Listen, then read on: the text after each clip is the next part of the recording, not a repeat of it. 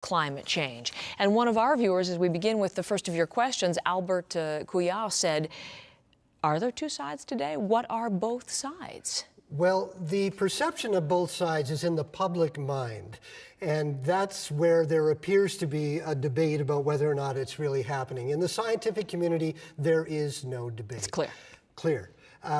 On the public side, there's been a very well-organized and well-funded campaign that we now know was funded by an oil company to put doubt in the public mind by saying, well, you know, maybe not, maybe not.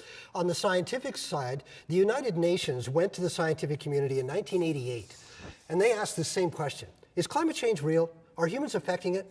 And they gathered together the Intergovernmental Panel on Climate Change, the IPCC.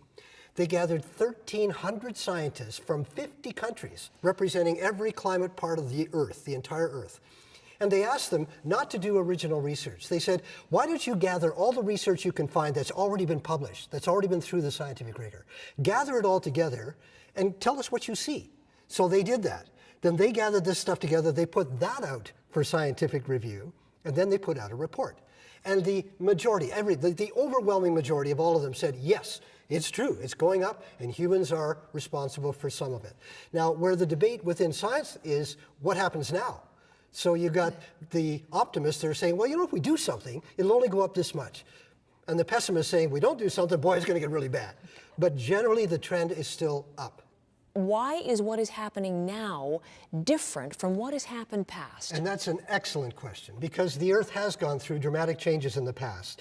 When the dinosaurs were here, the Earth was warmer than it is now.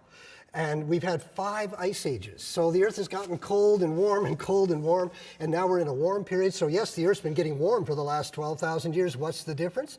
The difference is that in addition to all those cycles that the Earth naturally goes through, long ones that take thousands of years, short ones that only take decades or even just years, the human aspect, what the scientists are seeing, is on top of that. That stuff is the background. That's always been there. What we're seeing is on top of that, there's this acceleration. And it's the rate of change that the scientists are concerned about. We are doing, within decades, what used to take thousands of years to do. So the changes in the past were very, very slow. So now we're pushing it. We have our foot on the accelerator, and we're causing changes that are happening very, very quickly. And this is a problem because nature doesn't have time to adapt to that. We had just this week from the United Nations, I mean, what I interpret as a pretty dire warning, that the concentration of carbon dioxide in the atmosphere, I want to make sure I get this correct, increased at record speed last year.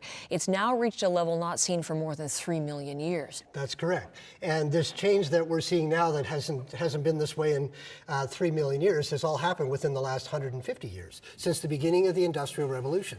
You see it on the charts. You see when that curve starts to accelerate up, it all happens when we began burning coal, oil, and natural gas. So it fits. So the solution is obvious. You know, we got to stop putting the emissions in. But even if we stop today, it would still continue up for a while before it would peter off. Okay, even if we stop today.